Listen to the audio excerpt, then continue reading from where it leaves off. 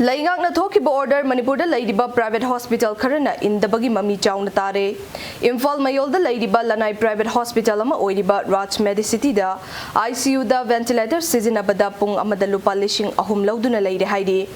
Numin Marine Hospital asid leirak pagi bill lupa lak ani hena taba lak ahum taba lak manga taba kaya yaunare haina. Hiramasida pauda mama.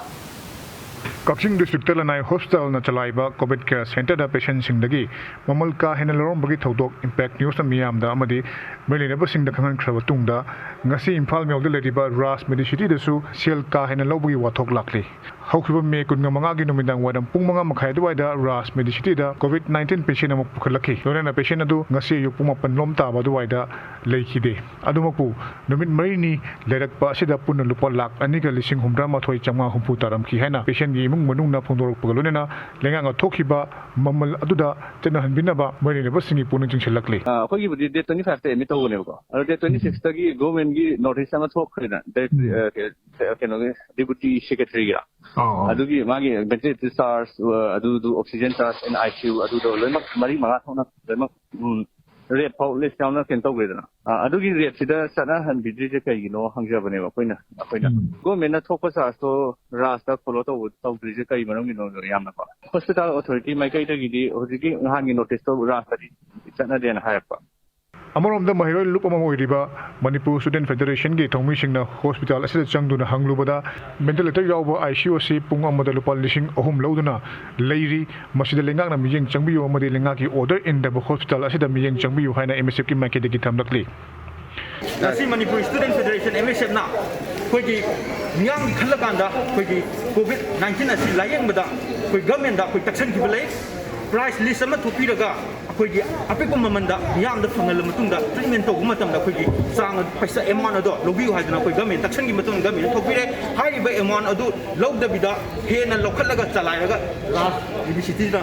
tawga lerame ventilator haitare ko sida 1 hours da lising lorame government ki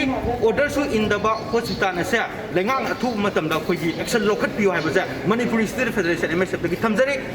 tasing harabada akoigi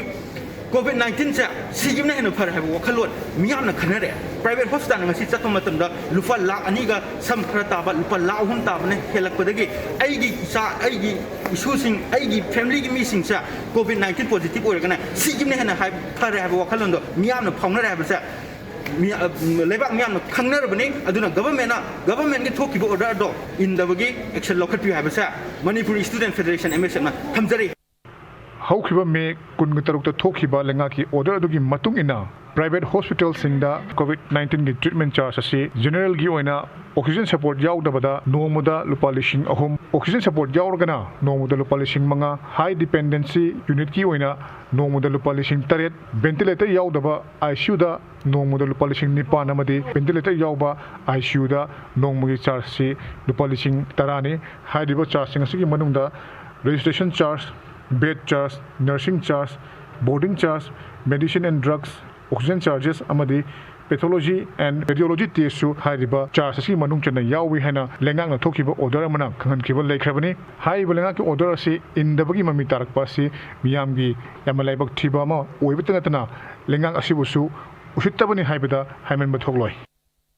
Amarodana, Kakching District Manung Chana, Ka Manipur College da Ima Hospital Hariba Lanai Hospital Asina Hangliba COVID Care Center Ashidasu Nimin Nipani Lying with a lupa lak ani makai hena Lowre Habagi pain the ba patient party ki maikadi thamlak pagalonena doctor ne advice to bugi disaster bona test share laita badagi patient party na hajaraga COVID Care Center adurigi puthorok pani haibagi wafam su pen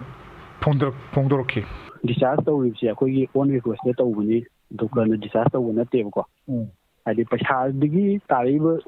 adi amount sum paru matamna anaba kanji kadai imungi family gi su paisa gi yengda ya am la ko dagi paisa du piba ngam moida mami ko dagi akoi disaster biro na akoi request to ti kai to oxygen du ma adum ha pe sijina re khane adu imung amna hogi ma dam da shu wa pa ya ma tam na te hogi lockdown le de yum me ma ban thong na di ma adu an da mi hu mari na ba imung ga pu ma tam da lak ta lo ka di ne adu di kamain ana ba kan no na si government ne di me hai di sangan ni lengang na COVID care center amadi ICU yaw ba bed sing ꯀꯣꯟꯅꯅꯕ ꯁꯤꯟꯕ ꯉꯝꯗꯕꯗꯒꯤ ꯑꯁꯤꯒꯨꯝꯕ ꯊꯧꯑꯣꯡꯁꯤꯡ ꯑꯁꯤ ꯊꯣꯛꯂꯛꯄꯅꯤ ꯑꯗꯨꯃꯛꯄꯨ ꯄꯦꯟꯗꯦꯃꯤꯛꯅ ꯆꯩꯊꯦꯡ ꯄꯤꯔꯕ ꯋꯥꯅꯔꯕ ꯃꯤꯌꯥꯝꯗ ꯑꯃꯨꯛ ꯍꯦꯟꯅ ꯑꯋꯥꯕ ꯄꯤꯔꯤꯕꯁꯤꯗ ꯂꯩꯉꯥꯛꯅ ꯃꯤꯠꯌꯦꯡ ꯆꯪꯕꯒꯤ ꯇꯉꯥꯏꯐꯗꯕ ꯂꯩꯔꯤ ꯀꯣꯚꯤꯗꯅ ꯅꯥꯔꯒ ꯂꯥꯌꯦꯡꯕꯗ ꯌꯨꯝ ꯏꯪꯈꯣꯜ ꯌꯣꯟꯒꯗꯕꯒꯤ ꯁꯔꯨꯛ ꯂꯥꯌꯦꯡꯖꯔꯔꯣꯏ ꯍꯥꯏꯕ ꯋꯥꯈꯜ ꯈꯜꯂꯛꯂꯣꯏ ꯍꯥꯏꯅꯤꯡꯉꯥꯏ ꯂꯩꯇꯦ ꯃꯁꯤ ꯄꯨꯝꯅꯃꯛꯀꯤ ꯗꯥꯏꯇ ꯀꯅꯥꯅ ꯄꯨꯒꯅꯤ ꯍꯥꯏꯕꯁꯤ ꯂꯩꯉꯥꯛꯅ ꯈꯟꯕꯤꯗꯨꯅ ꯑꯊꯨꯕꯗ ꯑꯀꯟꯕ ꯃꯤꯠꯌꯦꯡ ꯆꯪꯕꯒꯤ ꯇꯉꯥꯏꯐꯗꯕ ꯂꯩꯔꯤ ꯏꯝꯄꯦꯛ ꯅ꯭ꯌꯨꯁꯗꯃꯛ ꯄꯥꯎꯗꯝꯖꯔꯤꯕ ꯈꯦꯇ꯭ꯔꯤꯃꯌꯨꯝ ꯄ꯭ꯔꯦꯝꯆꯥꯟ ꯏꯝꯐꯥꯜ